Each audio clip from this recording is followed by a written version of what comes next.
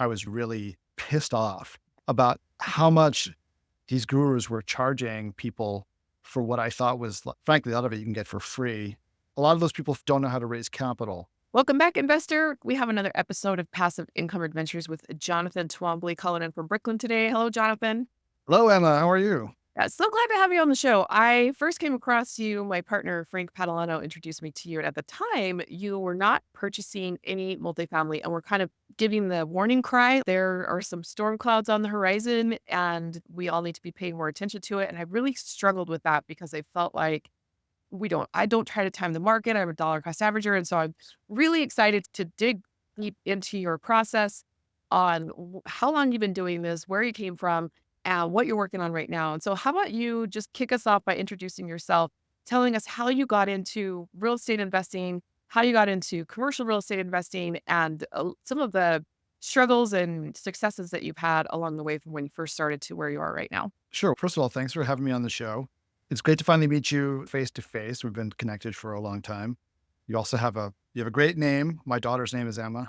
So I'm biased there, but yeah, gosh, how did I get into it? I've been doing this full time since 2011. I was originally a commercial litigator, litigating really big cases, mostly representing Fortune 500 or Fortune 100 companies on a matter of claims ranging from insurance to torts to all kinds of stuff.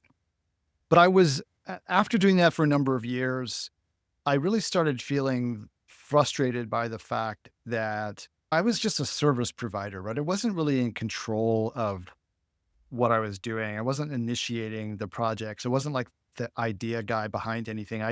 Someone had a case that needed to be litigated and then they hired our firm and I worked on it. And I felt the entrepreneurial pull, became less and less satisfied with what I was doing as a lawyer. And a number of things conspired to get me into commercial real estate. One of which was, so the last 5 years of my career, I was actually doing the real estate related litigation, representing hotel owners when they were in disputes with the hotel chains. And then the great financial crisis happened. And so I was already dissatisfied with what I was doing. I'd had some exposure to real estate through the kind of work I was doing. But then because of the great financial crisis, the work really just dried up. And I was sitting around for a couple of years, like literally getting paid to come into the office, wait around for work to happen, which wasn't happening.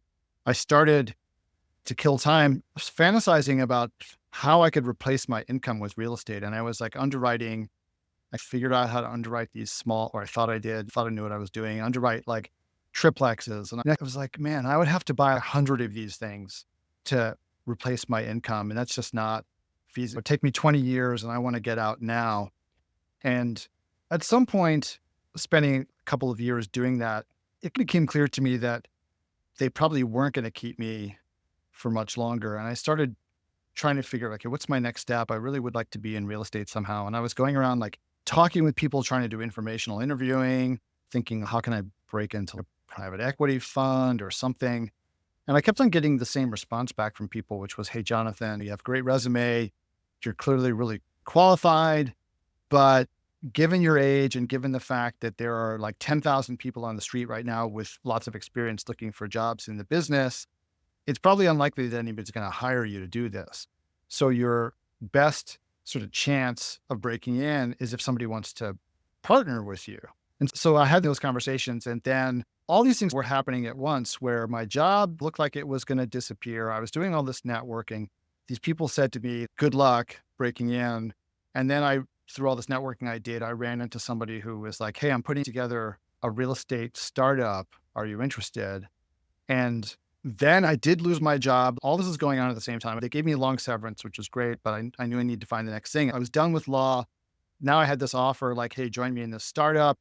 And then the next step I took was like, okay, I don't know how to evaluate partnership or what she's proposing. I'll take her to friends of mine who are more financially sophisticated than me and see what they say. So basically I let her give her pitch to several high net worth friends of mine, all of whom then said, hey, if you decide to partner with her, we will give you money to invest. And it wasn't like, hey, I'll give you $50,000. It was like 7 figures. So Oh, suddenly I had this offer of partnership. I lost my job. I had a couple people say, I'll give you $1 million each. And I was like, you know what, maybe. And then in the background, I had this kind of like people telling me, there's no way you're going to break into this business if essentially this doesn't happen to you. And then it did. So I was like, okay, I guess I'll go for it. And so we formed up and we started pursuing deals in Texas and Louisiana. And we actually had a few deals under contract, but now this is like 2011. Mhm. And the lending environment was really bad, right? We're just coming out of the GFC. Banks had gotten really burned.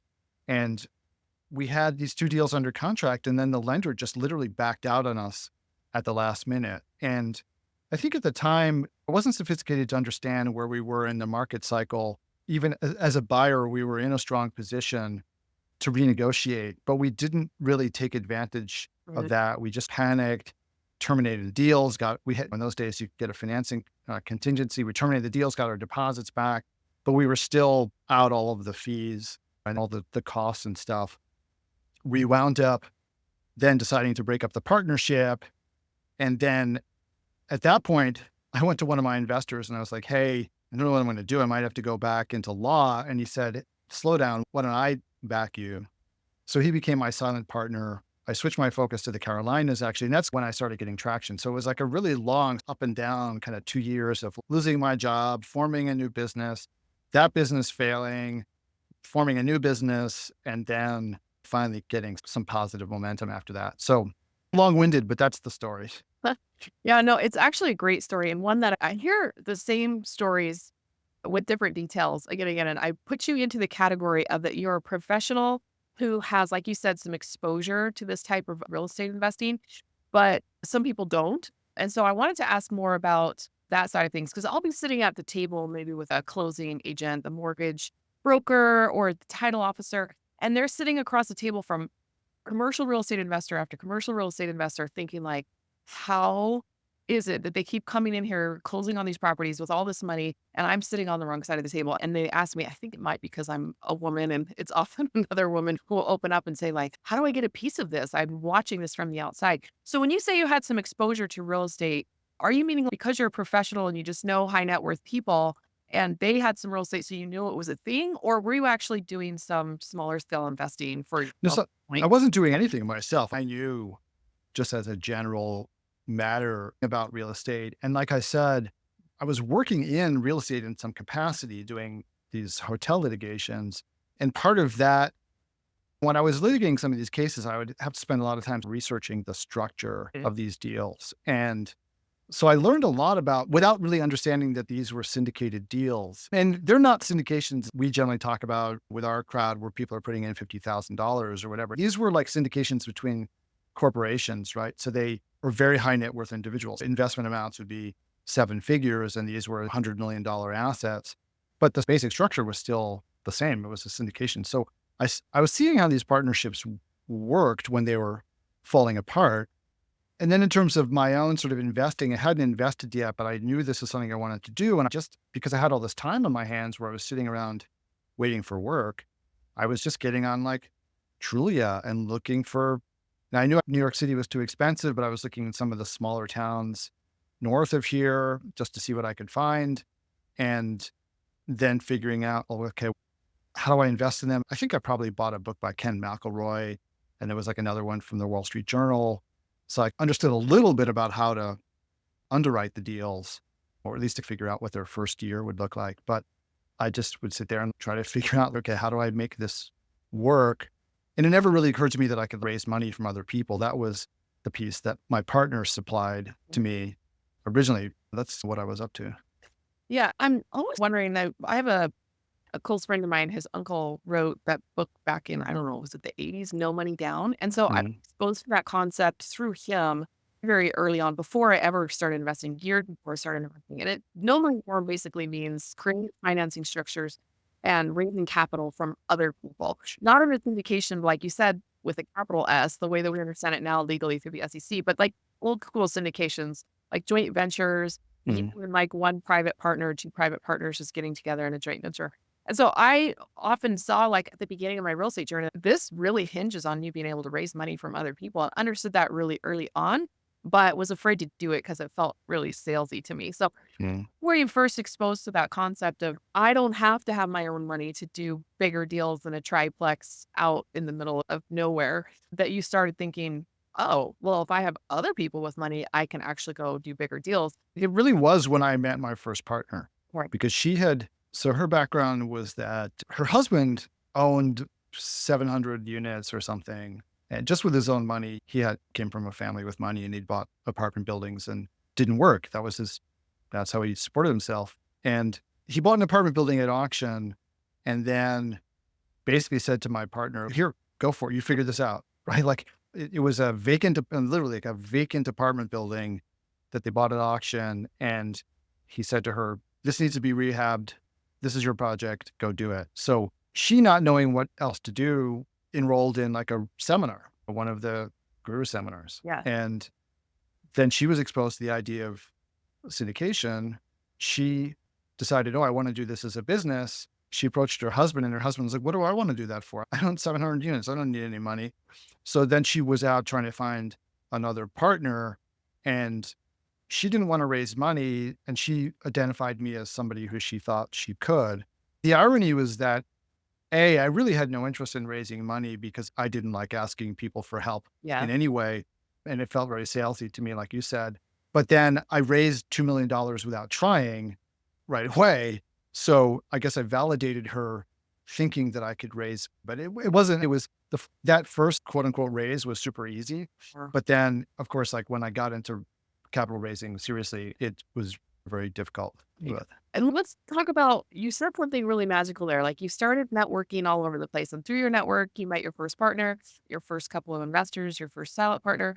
So where is this? Because when you first start out, people are like, oh, all the deals or all my money comes out of my network. And you think, I don't have a network. How do I go get one of those? And so was this something that just happened accidentally through your professional career, or were you going out and joining like real estate, like a RIA club or something like that? So I never went, I think I might have gone to one real estate meeting and was totally turned off by it because it was a bunch of people who were just Right. trying to flip houses I don't know.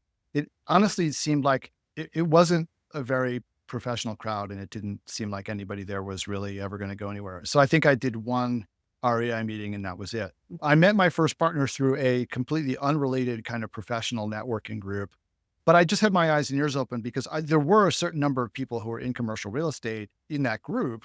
And so I would always ask them out for coffee and stuff and try to pick their brains about how I could do a career transition. So when she came to that meeting, then I was like, oh, and she said, oh, I'm in commercial real estate. I was like, okay, I got to go have coffee with this person. And that's where it came from.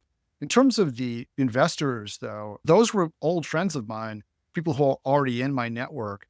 And this is one of the things that I've been actually, I don't know if you kind of picked this up on LinkedIn, but I have been talking about a lot recently on LinkedIn, the fact that everybody already has a Rolodex of investors. If you have any kind of professional background or business background, if you're a self-made entrepreneur and you hang out with other entrepreneurs, you already have a network of people with money looking to invest. The issue is how do you tap it and how do you get comfortable tapping it? But it's already there. Now I tapped mine almost accidentally because I didn't go to ask them for money. I asked them, help me evaluate this person. Mhm. Right. And then she was the one who they liked what she had to say. So I didn't even have to pitch it. But if you can be more intentional about this, they're already there. I think that's something that people overlook or they're uncomfortable asking people for money or even presenting things. You may not be able to go out and raise $20 million today, Yeah. but you can probably go out and raise $500,000 without too much trouble if you have a professional background or a business background. So it's just a matter of realizing that it's there and figuring out the right way to go about Mhm. kind of accessing the network you have. Yeah, you did mention that your first couple Marian were for 2 guys and it was easier and then it got harder, and so I don't know if you've noticed the same thing. Like, when I first started raising other people's capital to go do deals, I have a much, much easier time raising joint venture capital for people who have 250, 500,000, that kind of stuff they wanna put into one deal and come in and partner on it as a joint venture. I thought it would be easier to do a $50,000 ask from a limited partner, Mhm. but it's actually easier to raise larger chunks from less people in the joint venture world. But then when I switched over to syndicating limited partners, that's when it got much, much, much harder. I think I don't exactly know why. There's people talk about control a lot, but a lot of the times people would get into a deal with me as a joint venture, like they didn't know what they were doing. And so the illusion of control, but they weren't really controlling anything because they didn't have any experience. And so can you talk to me about why it got harder for you after those first couple of easy wins on the joint venture side? Is it because limited partners are harder, or just tell me about that process of raising money, that evolution?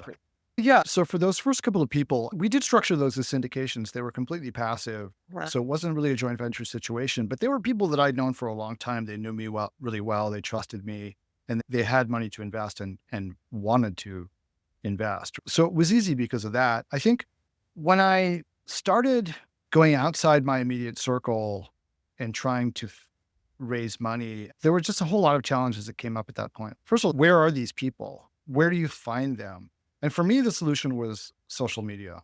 I used to have I still have it, but it's dormant now. I developed a very big Facebook group. That's actually where I know Frank from. Frank was a member of my Facebook group.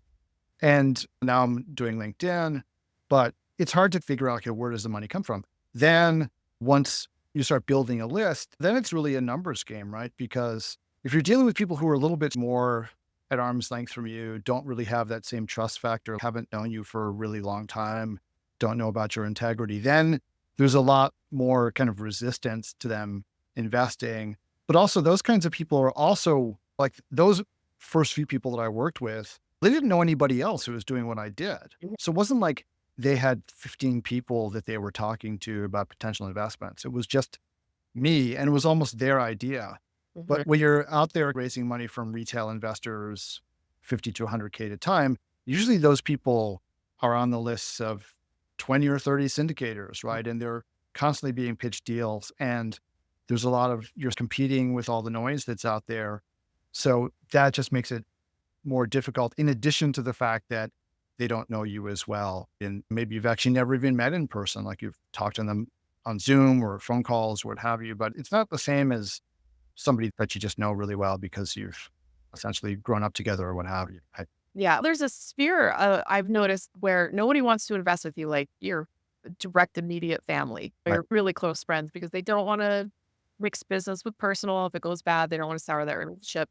And then that sphere around like people you went to school with, people you worked with, like people you know pretty well, but you're not really friends. You're Right. friendly, you're acquaintance, you're good acquaintances, maybe. We seem to be the most likely people to invest. And then the circle that gets a little bit wider dries up again because there's on one, there's too much trust, and on the other end, there's no. So if you walk us through what that transition looked like for you. Yeah. So I definitely found that my first non-friend investors sort of outside those first two people Mm. or first three, there was like another small investor in there, really were in that circle of people that at the time I didn't expect would invest in me. And I was surprised when I started putting deals out and then people that I only knew a little bit were raising their hands and saying, oh yeah, I'd like to be part of that deal. Then getting out beyond that circle really was where the social media came in handy because I was, for lack of a better word, I became an authority. Like when you mentioned that I was very contrarian and was telling people like, hey, slow down, since I was the only person really saying that, it helped me really stand out Mm. a lot. And then when I did have deals for people to invest in, then they were like, oh, really? Jonathan's got a deal? Like it can help me stand out. It's not easy. It's not essentially you're just marketing all the time. I don't really like to think about it as marketing because that has a negative connotation, but like you're out there like posting on media, talking about your thoughts, doing analysis publicly, talking about the market, talking about deals, and you do attract an audience. And then from that audience, you can start to raise money. But again, it's a huge numbers game because you have a list of a couple thousand people. Sometimes getting 10 of those people into your deal can be tough, right? So it's just, it can be a slog, honestly. Yeah. Let's back up to where you're talking about how you wanted to get out of law. You knew before you lost your job that you were done there. So let's do it from the perspective of a high paid, high net worth professional who's really good at what they do and they get paid well to do it well versus somebody where the path that you went down and the path that I went down to become more of the deal sponsor. And the reason I did it is because I didn't have a high paying Mm. career. Like I was a photographer and a graphic designer. And so I don't have like that everybody I know is doctors because I used to be an emergency room physician. I don't Right. keep the group of everybody's an engineer, everybody's a lawyer because I used to be one or I used to be. So I was in a low paid, like low level white collar. And so I knew that my highest and best use of earning income was to go into this as a business. But in your Mhm. situation where you're getting paid well to do your thing and transitioning out. So talk about that fork in the road that people have to come to where they're like, do I just want to keep really doing what I'm good at that's not real estate and just be a limited partner versus I really need to go do this as a business, even though I actually make pretty good money with what I'm doing. I feel like I had less options than you did. Well, I mean, you know, I was really miserable as a lawyer, Mhm. right? So I didn't really feel like I had a lot of options. I just had to get out of there for my sanity. I never really had that choice. And also, I didn't know that you could passively invest in deals when I Well, was a lawyer, right? One time there was somebody going around my office saying, "Hey, I found this building in Manhattan. Let's all buy it together." That was the closest I ever heard of being able to, and nobody took them up on it, which was a dumb idea. That thing would be worth millions today, but nobody wanted to do it. So I didn't know that this was an option. I thought I had to do it myself actively, right? I mhm. didn't know that I could raise money from other people or I could just take my money and give it to somebody else. Either of those things were within my realm of knowledge. But looking back, I know I can't change the fact that I was miserable as a lawyer. And even if I knew about passive investing, that wouldn't have made any difference to me. But I first started, so I coach people to do real estate. And when I first was coaching, I really was hitting hard on the line of this is your escape from corporate America, right? Corporate America is a miserable place to be. This is how you get out. Mhm. But my thinking on that has changed a lot because now the way that I think about it is that even if you want to be an active investor, having an income to use to invest is really helpful. And I was thinking about Warren Buffett, and Warren Buffett, he was a great investor, but where he really took off was when he bought Geico. And the Mhm. reason he bought Geico is because it's an insurance company. It's producing a ton of investable cash. And so his big problem before that was, hey, I can find these amazing deals, but I can't buy them or I can't buy enough. I want to be able to buy more of this stock and I just don't have the cash available. So Mhm. by buying Geico, he just had this stream of cash Okay. that was available to him to buy great deals that he found. And then he blew up after that. And so that really made me think a lot about it's very difficult to like, despite what a lot of people out there say, getting rich fast in real estate is extremely difficult, Yeah. right? It's very difficult. You have to take on a lot of risk and you have to have a lot of luck. But getting rich slowly in real estate is actually quite easy. Right. Then, if you want to get rich slowly in real estate, is you need a source of income to live on, and you need a source of funds to invest. And so, if you have a job that at least you don't hate it, you can tolerate it, and it's producing cash for you to invest, then that's really an ideal situation. If you're just disciplined about continuing to invest on a regular basis and just let time do its thing, then you will with enough time in the market, you will reach the goals that you have through real estate. But doing what I do, I don't recommend doing what I did, which is just quitting your job and jumping into this full time. It's really not for the faint of heart. Let's put it that way. Yeah, right. I agree. When my husband left corporate, I think we had a year's worth of income saved up that I'd made from real estate. And we thought, okay, if we live super frugal, we could stretch this out to 2 years. So that gave us 2 years of runway to figure something else out. Mhm. But then I mapped out our projects. I was like, oh, if in 3 years we sell this apartment building, and in 4 years that private mortgage we have should be refinancing us out and giving us a chunk of cash. So I just started to do the timeline of the deal where I said, okay, actually, between what we've saved up living frugally and the deals that are a little bit farther out on the time horizon, we can sell this house in 3 years, we can sell this house in 5 years. Mm. I thought, okay, I just created a 5 year plan where that's a lot of runway. And I thought, okay, so we don't have to worry about money because this is the problem that you're talking about. How do you keep the Yeah. lights on? You can't go to the grocery store and show them how much equity you have in your apartment building. Yeah. Well, you buy groceries with that. So it's the short term that often combats the long term. And so that period that you went through, tell me again about your decision making process, what you were seeing, where you're like, I'm going to stop buying stuff right now and I'm going to wait until these storm clouds clear. Oh, Keep your lights on. yeah. So actually, I want to back up and talk about something else first, Uh-huh. just to this point, which is similarly like I had savings when I lost my job, that's why I was able to say, okay, I'm going to do this real estate startup. And then I mapped it out. Hey, I'm going to get acquisition fees here and that'll extend my runway. That didn't happen because those deals fell through. But when I was a lawyer, one of the things that was always it just mystified me. So I was sole breadwinner in my family. My wife didn't work. We had small kids at home. But I was saving like half of my income, Mhm. right? And we were living well. It wasn't like we were scrimping and saving. We had a small mortgage. We didn't own a car and we didn't take expensive vacations, but we still traveled. We still ate out. We did things we wanted to do. But I would be talking with my colleagues and they'd be complaining about never having any money. And I was like, wait a minute. I know how much money you make because you make the same amount of money that I do. I also know that your wife is also a lawyer. So you're actually making double what I'm making. How could you possibly not have any money? Why aren't you just socking away the money? You should have a million saved up by now. Yeah. And then you talk to them and they had the country house in the Hamptons and they each drove an Audi and the kids were in private school and they were always taking vacations and they never cooked for themselves and they had nannies. And it was like they spent every penny they had and making $500,000 a year as a couple. And it just astonished me because I was like, I'm living in New York City. It's the most expensive place in the world. And I'm one income and I'm saving half of my salary. But that's what allowed me to go out on my own. I had that runway. I had a couple of years of savings that I could lean on. Now, back to your other question, when I stopped buying real estate, for one thing, I sold my entire portfolio at what I thought was the top of the market. Mhm. And before I sold it, when I stopped buying, I bought those deals with a good basis. They were actually spinning off enough cash flow that I was paying my investors. Plus I was able to pay myself. Mhm. I wasn't getting rich, but I was able to survive. And then I sold that portfolio, had a decent outcome for myself, even after paying off everybody who was ahead of me in line. And then I was also doing coaching, right? And coaching didn't start as a way to keep the lights on, but it turned into that because really the coaching started out as a very kind of mission driven thing. I was really pissed off about how much these gurus were charging people for what I thought was, frankly, a lot of it you can get for free.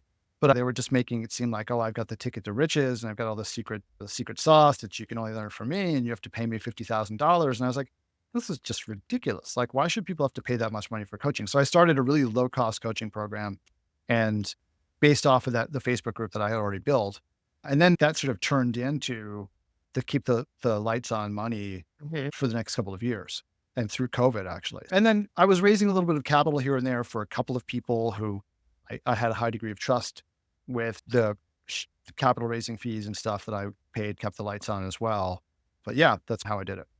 Yeah, it shows a lot of intentionality and a lot of planning. And I think that there's this misunderstanding in the commercial real estate world, especially even more than residential. What you described with the RIA, with a bunch of house Mm. flippers showing up in hoodies and old tennis shoes. Yeah, it can definitely seem like that. I think I was lucky in my RIA that there were a lot of commercial apartment guys. And I thought, oh, okay, this has a lot of possibility. When did you start that though? Because that makes a difference. Like when Uh, did you 2018 is when I first started going. So see? syndication rules had changed and people were discovering it. Yeah, there were a lot more people. So 2011, before the Jobs Act and everything, the RIAs were really, there was like, you'd go there and it'd be like private lenders looking for deals or flippers looking for private lenders. And there really wasn't any, so I'm sorry to get this off topic, but I just want to, just to give you some perspective, when the first crowdfunding sites popped up, right?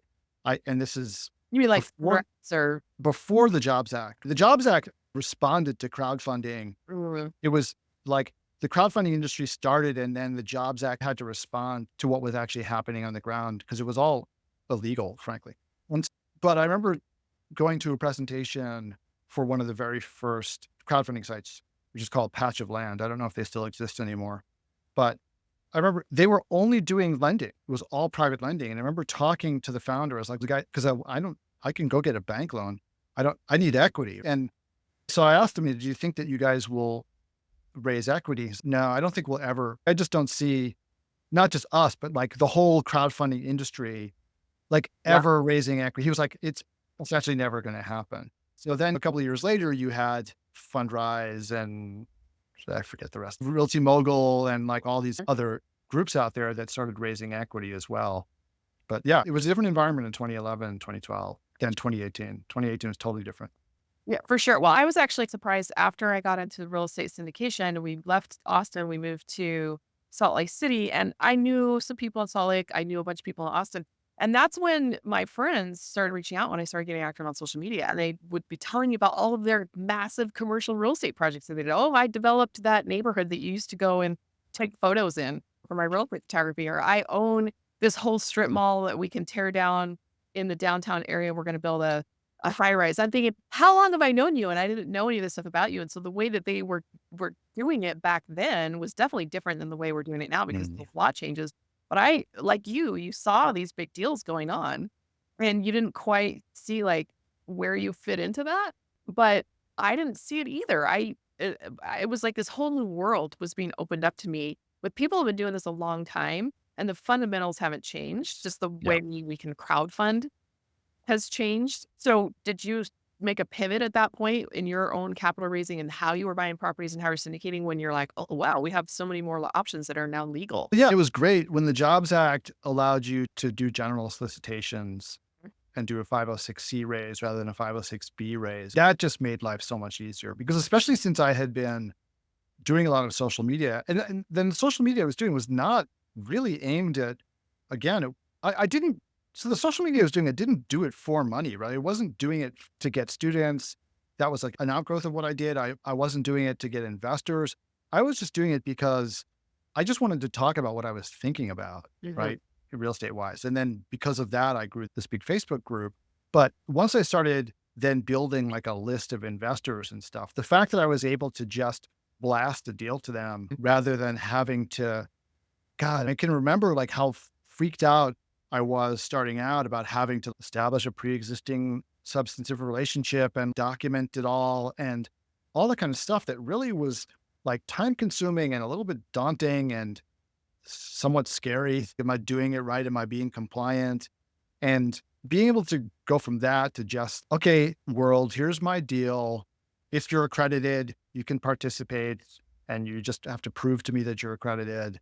That just made life a lot easier. But then I guess it made life a lot easier for everybody. Nerds. It led to an explosion of capital raising and deals getting priced sky high. But Yeah. anyway, Tell me what you're seeing right now. I know you said what you thought was the high and it wasn't. So you're not claiming to have a crystal ball. If anybody, nobody says they have a crystal ball, but they sure make a lot of very assertive assumptions when they're talking about market cycles. So tell me about what you're doing right now and what you're seeing right now in both capital markets, because I know that people talking about capital flight with boomers retiring, our Gen X is this is when we're doing our biggest investing and there just aren't as many of us and all those kinds of things you're seeing and how you I hate using the word pivot, but how you took what you knew before and made some tweaks to it when you got back into the acquisitions. Describe all of that process to me. okay, so there's a lot there. So like what I'm seeing is I don't think it's very different from what other people are seeing. It's a difficult environment to which to raise capital for a number of reasons, right? First of all, the boom is over. So all of the people who are sort of the type of investor who just chases whatever is hot, they're out Yeah. because this is no longer the hot thing. There's also a lot of people who got in really at the top or close to the top who've now been burned. Yeah. I know a number of investors who invested in multiple syndications in 2019, 2020, 21, and pretty much like the best of those syndications have just stopped paying distributions Yeah. just to marshal cash. But the worst of them are, potentially looking at some dire consequences. A lot of people have been burned and it's a tough environment in which to raise capital right now. Also trying to make deals work with higher interest rates. At the end of the day, higher interest rates will always translate into price, but there's a lag time between the prices readjusting and the sellers have expectations that are often unrealistic, right? So it's difficult to make the deals pencil out Yeah. sometimes. I, for one, have been doing a couple of things. A number of years ago, started investing in value add hotels. And the reason for that was because I just saw a lot of value in these assets. You could buy them at a really good basis. And there just wasn't a lot of competition. There's still, in spite of the challenges of raising capital, there's still a lot of competition for multifamily assets, Or and there just isn't a lot coming to market, right? So when things do come to market, you're still getting a lot of bids. It's just very difficult to find deals that make sense. But in this hotel space that I've stumbled onto, there's just not very much competition at all because the assets I'm looking at require a lot of capex, very deep value add, complete repositioning, and there just aren't a lot of people who are willing to take that on. So if you are willing to roll up your sleeves, you can create a lot of value. So that attracts me. I've started looking at RV parks, and it's the same thing. Like what I see with both these hotels and these RV parks, it reminds me of the multifamily industry when I first got started in it. There are a lot of mom and pop owners still out there who run these assets in a way that they're hard to finance, right? Because they haven't really maximized the value of the asset. And in lots of cases, they've really let things get slowly run down mm, because they just don't reinvest in their assets. And when they're looking to sell, these people have these conversations like literally before we were getting on here, I was trying to work out my underwriting on an RV park. And it's like the same story over and over again. The family that owns it, they're in their 70s. They can't do it. They just physically can't do it anymore. They want to retire. The kids don't want the place. 90% of their net worth is tied up in this asset that they've spent their whole lives building, and they need to get out. And there's not like a ton of people who want to buy them. And oftentimes these assets have, because they've been running them for such a long time and they were doing fine, quote unquote. Usually, yeah, these places can be in rural areas, small towns. You're making $150,000 a year in that town. Like you're doing really well for yourself. So there's no real need to change what you're doing, but they haven't kept up with technology. A lot of these places, you can't make an online reservation. You have to like email back and forth with the owner to get a reservation, whether it's a hotel or an RV park or whatever. mm, Just that leaves a lot of money on the table. They don't do any kind of dynamic pricing. They opt for easy rather than maximizing their rent. They price things way below market because, well, that just makes their life easy. But it also devalues the asset, right? They don't realize that they're devaluing the asset. So there's a lot of like meat on the table with these assets if you can figure out how to put the financing together. And that often, we were talking before about seller financing and creative financing. I'm like back in that world now. It's funny. I feel like I never did that stage of my career where I was like, no money down, I can find a distressed asset. I went right into these fairly sophisticated transactions, doing 100 units at a time with dozens of investors and an SEC attorney. And now I find myself back in not no money down, but like seller financing and all this kind of stuff, like negotiating with them over the interest rate to make the deal work. I find it's fun and interesting, but it's not where I expected to be dope. You know, I also sort of along those lines too. Like I'm starting to look at apartment buildings, but just for myself, not to syndicate, because it's also a very different calculation. Like when you're syndicating a deal for other people, you have to produce a return to them, and then you have to hopefully you have enough left over to make money for yourself. And people want their money back in 5 years, and all this kind of stuff. I really want to hold assets for a long time. I don't want to have to be trying to produce like this giant return for people. I would really like to be able to say, okay, I really like this asset. It's going to pay me what, 5% now, but I know I'm going to hold this thing for 20 years. So I'm starting to look for assets that I could just buy on my own and not syndicate them at all, because it's great building wealth for other people. And through syndication, you can build wealth for yourself, but it also really is a job. And I'm looking to like have less of a job and more of not that I have, not that I'm working like lawyer hours or anything, but still I would like to be investing in where I'm the only interest that I have to serve is my own and not having to cater to investors as much. yeah, no, that's actually really interesting because I hear a lot of people talking about like their legacy apartment building, their 40 Mhm. unit that they own without any partners, and they just know every 10 years they're gonna have to go in and do some major updates to it. So they're not in the rape and pillage phase of Right. middle ownership, where then you didn't start out as a slumlord, but that's where you ended up. People understanding how to manage these assets because they've done that high pressure, get Right. their money back in 5 years, and then they just go buy something that they can own for 20 years. And you're talking about like the mom and pop world of the commercial real estate where they're open, you're negotiating with them directly. You found it off market. There's no broker or there are no attorneys. You're just going to go in with a couple of rich dudes and buy this thing. And it's a very different type of transaction. But I love how you segued into that because what we usually do on the show is at the end, we just start talking about lifestyle design, where you're going from here, where you see yourself in 10 years. And so I hear a lot of people saying that, but at the same time, I personally used to think I wanted a legacy apartment building that just was just for us. But I buy too many of those things from retiring, like just what you described, the 70-year-old or the person who died and the executor doesn't know what to do with it. That I'm just not interested in owning those anymore. And I know that if I have enough cash invested, like percent passively in the lending fund or with a syndicator, like I really don't have to work at all. And then I can Mhm. really do something mission driven, which is to help other people get rich. And so my thing has completely changed over the last 5 years. And so to walk me through what that looks like for you, the different pathway you've taken, the conclusions you've come to about what you want your own life to look like over the next 10 to 20 years of owning real estate and also maybe slowing down a little bit. Yeah, I guess I'm like a lot of other people where I don't ever really plan to retire, Mhm. right? In the sense of like just going and playing golf. I don't play golf. Maybe my version would be like sailing all day or something, but or just reading.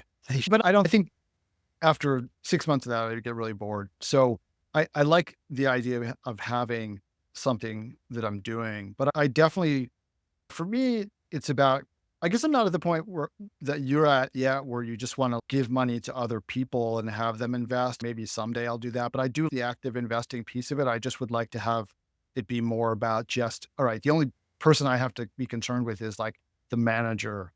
I don't need to be concerned with all the investors and reporting to them because that's the job, right? I just want to be using my own assets. Syndication is essentially a means to an end where I can build enough of my own assets that I can just take that money and buy stuff that I own myself and I don't have to worry about other people. I do the hotel business actually quite a lot. I find it fun. There's a lot of design involved. There's a lot of marketing and more strategy that's involved than with multifamily, which is just fits a basic need. So maybe you don't have to think as much about it. Not that you don't have to think about it, but it's a different kind of But mental challenge. And I like the challenges that are involved in the hospitality business. So I'll keep on doing that for another 10 years or so. And then hopefully at that point, it's grown a big enough portfolio that when we sell it all, whatever chunk of money is left over for me after I pay everybody else will be enough that I can just invest that and have enough passive income from that, that I don't really have to worry about things too much. Mhm. That's the goal. So I'm still in building mode, but yeah, I guess what I like about this business is that it's not the kind of, I think if people are in real estate and they're telling you like how many hours a day they work, Mhm. they're doing a little bit of embellishment, right? Because it's not, at least as a syndicator and an asset manager, this is not a job that consumes like all of your waking hours, right? But it does consume a lot of mental energy, right? Because you are worried about the asset performing, you are worried about your investors, right? I feel like if I get to the point where I can just be not worried about my investors, just worried about the property, I won't really work any less, but I'll have a lot less mental stress. Yes. And then that'll be a big lifestyle upgrade. My dad described something similar. He retired at 65 after a long career at Boeing with a pension and a nice 401k and all that, and remarried. And I was at his house one day and he was just in the recliner watching TV. And I said, Dad, what's your day like? What do you do all day in retirement? And my dad was a software developer in the 70s, probably low level genius kind of guy, like really had a lot of hobbies. He was composing his own music. He was a wood shop, like very active. He used to be a math teacher, but he was just watching TV, and I was a little surprised. I'd never seen him like that before. And he said, "Before I retired, all those things I used to do." I said, "Yeah." And he goes, "Now I'm too tired to do any of them." I know exactly how I feel, what you just described. I have a lot of time and a lot of time flexibility, but because my mission was to help other people get rich, I started a fund. I backed all of the worrying, and it makes me so tired outside of the hours that I'm actually working, Right. that I feel like my dad, like, I'm retired and I'm too tired to do any things I like. It's a real challenge to balance the mental energy with the mission and purpose driven. So where do you see your own purpose or your own mission driven? Because you talked about coaching being mission driven. You talked about having really a lot of care for your investors and people who want to get into this. And I see you as a giver in the industry. So where do you see that evolving, that mission purpose over the next step. Yeah, I do the coaching a lot. And I guess it's when I was a lawyer, the one thing I liked about being a lawyer was the advising piece of it.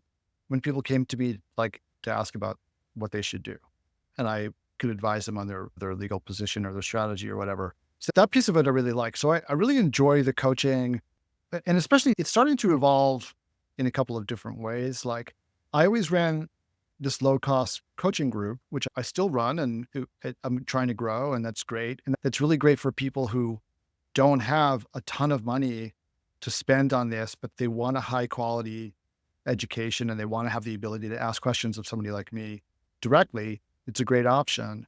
But I've also started doing more kind of one-on-one business coaching in the real estate space. Or So it's really not so much for people who, the coaching group is really for people who are just starting out, right?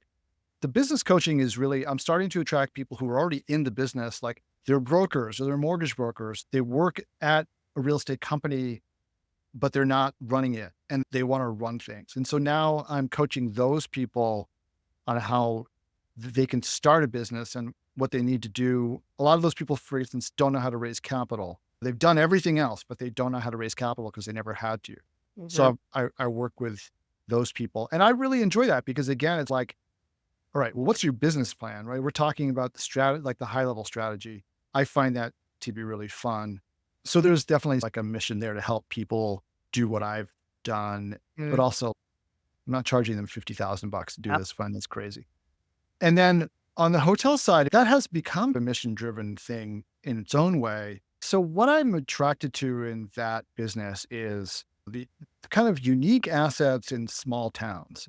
And the mission has become like, on the one hand, saving these assets from either just deteriorating or the wrecking ball or whatever, but also bringing jobs to these small towns or preserving jobs in these small towns and investing in these small places. And people, when we go into these towns, so the Chamber of Commerce shows up and they're like, thank you so much for your investment here, or the local politicians. And I find it really gratifying to be able to use the skills I've acquired over the last few years to, help investors make money, but also do it in a way that's impacting the lives of these small towns and the guests too. If you're going to a beautiful place in upstate New York or whatever, you want to stay in a unique place. You don't want to stay in the same place you stay if you're on a business trip, right? How many Hampton Inns can you stay in your life? If you're going on a special weekend, I see this all the time. People are on Facebook saying, I'm celebrating my 10th wedding anniversary. Where should we go? Of course, I always put my hotel in, go here. But people are looking for something special. It's not just, hey, we need a room. So we want someplace nice for this special event. So I can do all those things at once with hotels, right? Help the economies of these small towns, help my investors make money, help people have memorable experiences. I just really enjoy that a lot. Yeah. I've never really thought about it from that perspective before because I'm terrible at hospitality. I have 6 kids and my hospitality attempts will have like my Airbnbs or whatever. And they text me and they're like, hey, do you have an extra blanket or a hairdryer? Because I don't have a management company. I try to do things myself for a little while until I learn it and then can turn it over. And after the first 2 stays, I was like, no, I got kids. Yeah. I don't need guests too. Like I'm a terrible hostess or it's just not my thing. So it's interesting that you're talking about it from that perspective because I guess I used to be a wedding photographer too, and I loved creating those special moments where people are really going to splurge on a big party to spend time with family and create those memories. And I used to feel guilty for how much I charged them until one of the father of the bride told me one day, he said, this is the best thing we've ever done. Like, this is the best thing we could have possibly ever spent money on. And he was just having so much fun watching everybody else having fun. And I thought, I'm a part of that. And I started to value it a little bit differently. So it's interesting that you say that. I've never really thought about hotels like that before, but that's what we're talking about on this podcast is just to peel back the curtain and talk about how to get more passive income so we don't have to worry so much, but also how to find new mission and purpose. It's not about saying I'm too tired to do anything after I retire. Retire younger. Find a new purpose. So I appreciate you sharing your journey with us and opening up the doors a little bit here. And before you go, before I ask people how they get a hold of you, give us a little bonus tip on the economy. What do we What is tip on the see what people saying major recession? Some people have been putting their chips on. We've had a soft landing and now we're gonna eat back. What do you think? Yeah, I think I'm more in the soft landing camp, actually. I don't see a major recession happening. I see a slow grind for a while. And it could be a long while. It could be a slow grind for 5 years. But I don't see us going into kind of like an outright great financial crisis again.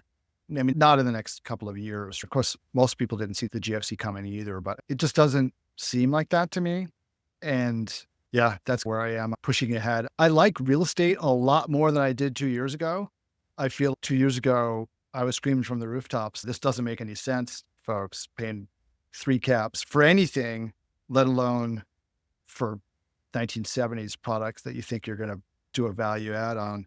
But now that the market is corrected by, depending on who you listen to, 20 to 25% or maybe more, Mhm. now I feel like, okay, now the big hit has been taken and it's a good time to buy if you can find assets and find money. That's always the challenge. But I'm a lot more comfortable buying now than I was for sure.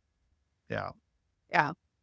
Same. We saw a few good deals 2 years ago. They were really hard to find. And that's probably why I switched over to raising capitals because when you have money that you can invest, whether you're your own or with your fund, people just bring you those little needles in the haystack.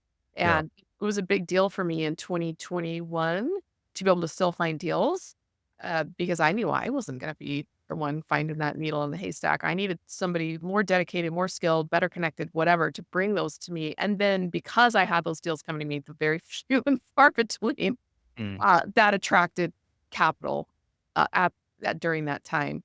Yeah, I don't think the deals are just now starting to get better. These interest rates have just killed a lot of good, strong stuff. So it'll be interesting to see what happens over the next 5 years. And I appreciate the fact that you call it how you see it without claiming to have a crystal ball. I think that's really refreshing sometimes. So, Jonathan, thanks so much for coming and spending some time telling us about your business plan, telling us about your life plan, and just giving some insight onto what this business and this lifestyle is really all about versus what the sizzly stuff we just sometimes see. I'm like, "Well, how do people get a hold of you?" And I always ask everybody, and if I forget to ask, my listeners remind me. If they want to hear why should people get a hold of you, what kind of person would benefit most by reaching out after the show? This kind of falls into two camps, right? If you are just looking to do passive investing in these hotel deals that I do, like I said, they're very deep value add repositioning. They're not going to provide cash flow right up front. But if you're looking for something that's more, we'll get a bump at the end. These are good deals. The best place to reach me there for everything is LinkedIn. You can connect with me on LinkedIn, but you can go to my website, which is Two Bridges Asset Management. Just Google Two Bridges Asset Management. It's the easiest way to find us. You can sign up on the website on the investor form. If you are interested in coaching, you can go to apartmentinvestorsclub.com or the group is actually run on the School platform, the SKOOL. So if you go to school.com/AIC for Apartment Investors Club, you'll see what's in the program right there. There's a little explanatory video. That's really for people who are looking to figure out how they can learn to invest, like with I'd say, a sophisticated approach to it. Even if you're doing small deals, that's a good place to learn. So Yeah, one thing I've noticed when we're doing our investor education, I don't have any paid coaching. I probably never will, but I do a mm, lot of free coaching. And what I've noticed is whether they want to get started in real estate as their own business or they just want to learn how to passively invest, we all start in the same spot. And so if you're a limited partner listening, going and doing especially some low cost coaching like that, I think is a fantastic idea because they're going to walk you through how to do the basic underwriting. You don't have to be an expert in redoing the underwriting that the syndicator sends you, but just you learning better, like how to read the pro formas. And you spend what, like 10, 20 hours in a course like that, going mm, through the lessons, and it's going to make you a much better passive investor. So if you're feeling nervous about pulling the trigger as a limited partner, you have your career, you want to stay in your career, you love your career, but you're just looking for some help to understand what you're looking at, these types of coaching programs, I think, are fantastic for both the beginner and the new limited partner. So, yeah, and I do have people in my group who are just passive investors as well, and they're there for that reason because they want to understand this better. And it's an opportunity. There is the whole course you can go through. We do 2 calls a month. You can just pick my brain. We talk about everything. We talk about the economy. We talk about specific deals. We talk about deals in general. I've got people in there who are doing like flipping houses and we talk about that. It's fun, even though it's ostensibly a multifamily group. mm, We just talk about whatever's on our mind. So if you're interested, come on by. yeah, talk about networking. So, thank you so much, Jonathan. If you want to get a hold of me, go to investwithemma.com. That puts you right on my calendar and I can point you in the right direction. If there's a resource that you're looking for that I don't have or provide, then I have what we're like 90 something episodes of this podcast. So, I'm sure I've interviewed somebody who can help you out. And you want to jump into our free Monday night club where we just talk about all things commercial real estate, it's riseclubcapital.com. And like I said, it's free. So you just got to show up and we underwrite deals. We have people like Jonathan come on and pitch deals and just look at them with the sponsor there and sometimes with the sponsor not there and just decide like, how do you decide if you want to invest in a deal? If you like the deal, you can invest in it as a limited partner in most cases. And if you really like the deal, you can actually create a joint venture and we'll guide you through how to do that with a couple of your rich friends if you want to go in joint venture with some of the deals that you look at. So would love to have you there, riseclubcapital.com or investwithemma.com. And until we see you the next time, and you can tell us more about your own passive income adventures, we will just keep doing what we're doing, keep having great guests on the show, and keep trying to educate people about how to make smarter investments because it's not get rich quick, but it's pretty easy to get rich slow on this plan. So thanks again, Jonathan. Thank you for having me. Have a good one.